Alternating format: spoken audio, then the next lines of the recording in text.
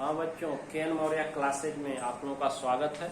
आज हम लोग क्लास 10th के अंतर्गत जो है इवोल्यूशन, विकास एंड क्लासिफिकेशन, विकास और वर्गीकरण के बारे में पढ़ेंगे। बच्चों, evolution and classification both are inter related to each other.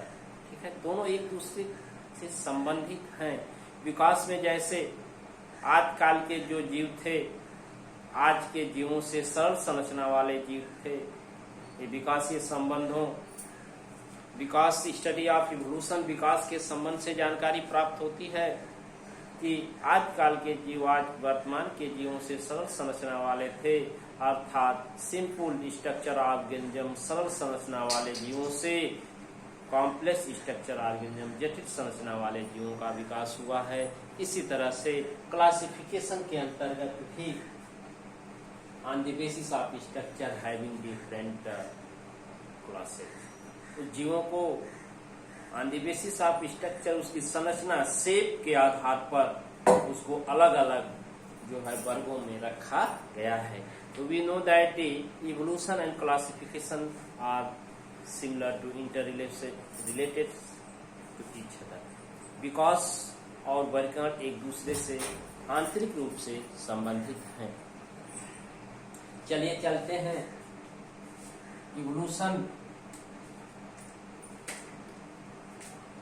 Evolution and classification, विकास एवं वर्गीकरण। सबसे पहले विकास क्या है इसको जान लें। किसी भी ऑर्गेनिक के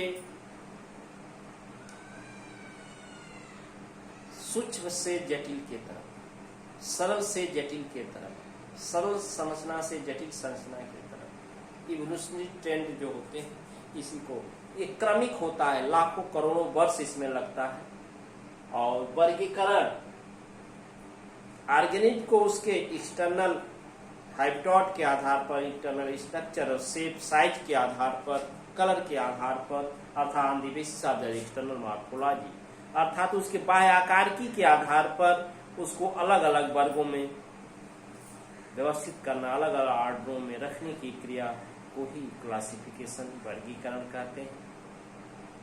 बच्चों, अब आगे के क्रम में इसको देखा जाए। स्टडी बाय ऑर्गेनिक इवोल्यूशन, जैव विकास के अध्ययन से पता चला है कि आदिकाल के जो जीव थे, आज के जीवों की तुलना में सरल संरचना वाले थे, अर्थात इवोल्यूशन ऑफ ऑर्गेनिक, जीवों का विकास जो है सिंपल स्ट्रक्चर ऑर्गेनिज्म से कॉम्प्लेक्स स्ट्रक्चर ऑर्गेनिज्म की तरफ हुआ है।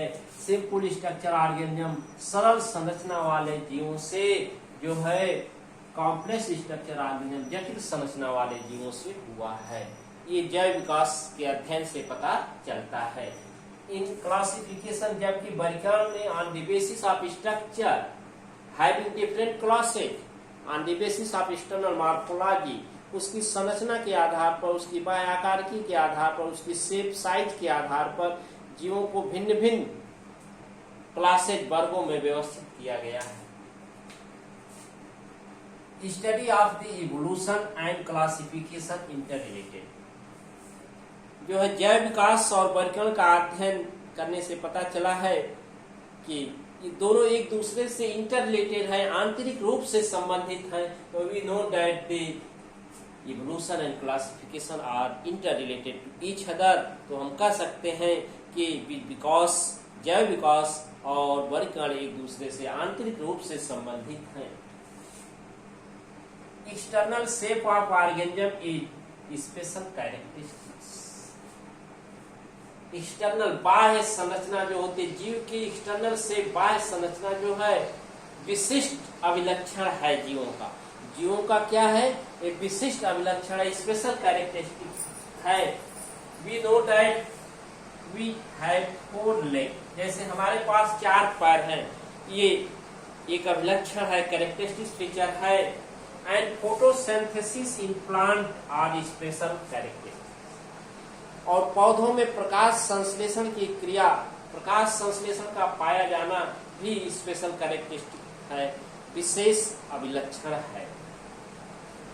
मोस्टली जो है अधिकतर सम बेसिक कैरेक्टरिस्टिक्स, कुछ आधारी जो है अभिलक्षण are similar cell in basic unit of life. जो होते हैं अधिकतर कुछ बेसिक अभिलक्षण, आधारी अभिलक्षण सिमिलर होते हैं, समान होते हैं, जबकि कुछ इससे भिन्न होते हैं। जैसे cell is the basic unit of organism. Cell क्या है? आधारी इकाई है जीवों की। जीव की कोशिका क्या है?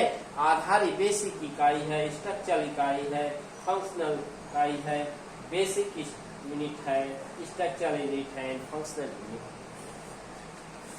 जैसे we know that the bacterial cell nucleus is absent, हम कह सकते हैं जीवाणु कोशिका में केंद्रक नहीं पाया जाता है, केंद्रक एब्सेंट होता है। बैक्टीरियल सेल जीवाणु कोशिका में जो है न्यूक्लियस एब्सेंट होता है। बट अदर ऑर्गेनिज्म, दूसरे जीवों में न्यूक्लियस प्रेजेंट, लेकिन अन्य जीवों में केंद्रक, दूसरे ऑर्गेनिज्म सेल, दूसरे जीवों की कोशिका में केंद्रक क्या होता है? उपस्थित होता है।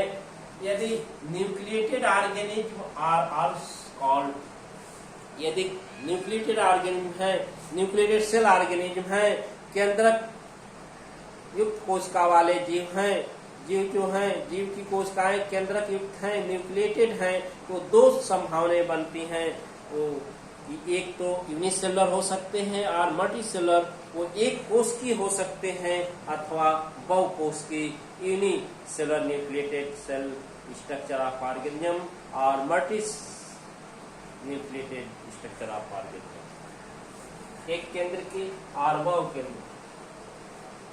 इसी तरह से बच्चों multi cellular organism having presence of photosynthesis और एब्सेंस ऑफ फोटोसिंथेसिस। यदि बहुकोशिकीय जीवों में प्रकाश संश्लेषण पाया जाता हो जबकि कुछ में नहीं पाया जाता, प्रेजेंस ऑफ फोटोसिंथेसिस, प्रकाश संश्लेषण की उपस्थिति हो और एब्सेंस ऑफ फोटोसिंथेसिस, प्रकाश संश्लेषण की अनुपस्थिति हो कुछ में।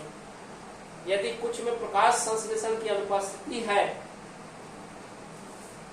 तो वो फॉरवर्ड स्टेप ऑफ क्लासिफिकेशन, तो वर्गीकरण का अगला स्तर होगा जिसमें दो मल्टीसेलुलर ऑर्गेनिज्म ऐसे बहुकोश की जीव, दो मल्टीसेलुलर ऑर्गेनिज्म ऐसे बहुकोश की जीव which do not having PS, which do not having PS माने जिनमें फोटोसिंथेसिस, प्रकाश संश्लेषण की क्रिया नहीं पाई जाती है, ऐसे वो बहुकोश की जीव जिनमें प्रकाश संश्लेषण की क्रिया नहीं पाई जाती है, उनमें से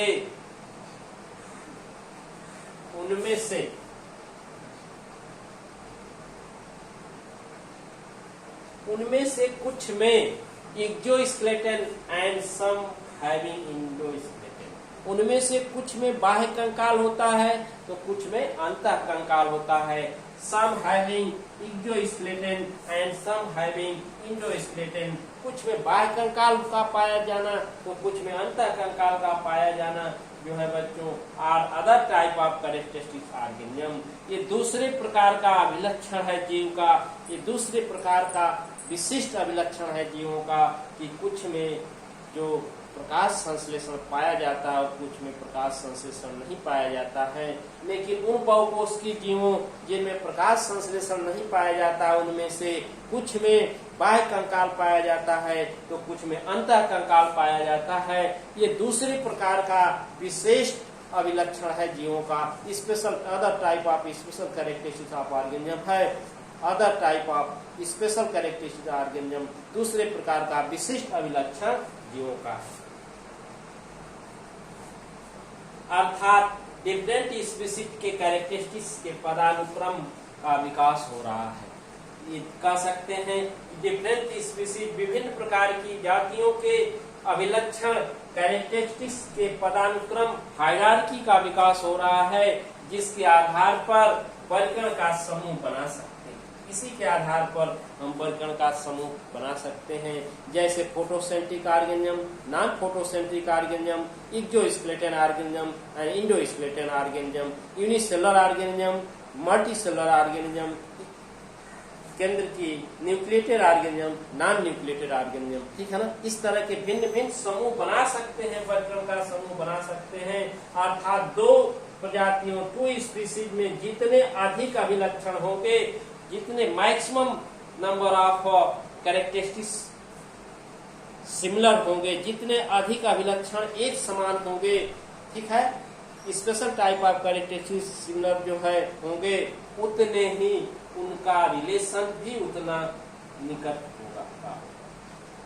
जितने अधिक अभिलक्षण में सिमिलरिटी पाई जाएगी, उतना ही उनका रिलेशनशिप भी इंटर रिलेटेड होगा, अधिक निकट होगा।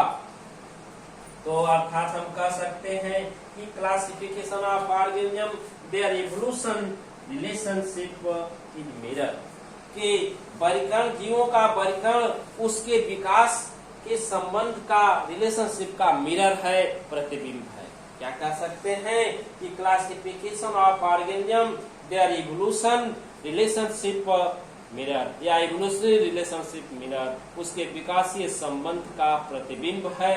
इसी तरह से बच्चों हम लोग जैव विकास के बारे में हम लोग पढ़े, और एविडेंसेस फॉर द जैव विकास और the evolutionary trend of the organic evolution में हम लोग इसकी पढ़ेंगे, जिसमें होमोलॉगस एंड एनालॉगस ऑर्गेन के बारे में पढ़ेंगे। होमोलॉगस ऑर्गेन ऐसे ऑर्गेन्स हैं जो on the basis of their structure is similar structural modification, but हाँ बच्चों, अब इसके आगे जो है टू फाइंड इवोल्यूशनरी रिलेशनशिप, विकासीय संबंध खोजना, विकासीय संबंध खोजना, जैसे इसके अंतर्गत homologous organ and analogous organ आते हैं, समजात एवं समरूप अंग। समजात अंग होमोलॉगस ऑर्गेन जो होते हैं, और एंड होमोलॉजी, होमोलॉगस ऑर्गेन ऐसे ऑर्गेन होते हैं, दो type of organ which structural modification are similar but function, their function are different, ठीक है, जिनकी संरचना एक समान होती है लेकिन कार्य उनके अलग अलग होते हैं। ऐसे अंगों को होमोलॉगस समजात अंग कहते हैं। स्टडी अध्ययन गुण को समजातता होमोलॉजी कहते हैं। जैसे बच्चों मेढक, छिपकली, पक्षी और मनुष्य के फोरलिम्ब, अग्रपाद, पाद इनके हैं। इनके संरचना में ह्यूमरस, रेडियोल्ना, कार्पल्स, मेटाकार्पल्स एवं ओलास्थिया सब में एक समान होती है। सब में ह्यूमरस पाया जाता है, रेडियोल्ना पाया जाता है, कार्पल्स पाया जाता है और metacarpals. On the basis of structural modification are similar in all limbs. सबके पादों की अस्थियों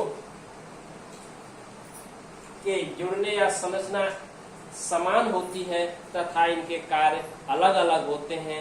जैसे मेढक का अग्रपाद, मेढक के पाद जो है तैरने कूदने में, छिपकली के पाद जो है टहलने चलने में, चिपकने में, तथा पक्षी के अग्रपाद मॉडिफाइड इनटू विंग, उड़ने में, पंख में रूपांतरित है। और मनुष्य के अग्रपाद जो है पकड़ने में, हाथ इन फॉर्म ऑफ हैंड, अलग अलग कार्य के लिए रूपांतरित है। इस तरह से बच्चों होमोलॉगस ऑर्गेन याद रखेंगे कि ऐसे अंग जिनकी संरचनाएं एक समान होती हैं लेकिन कार्य भिन्न भिन्न होते हैं, अलग अलग कार्य होते हैं।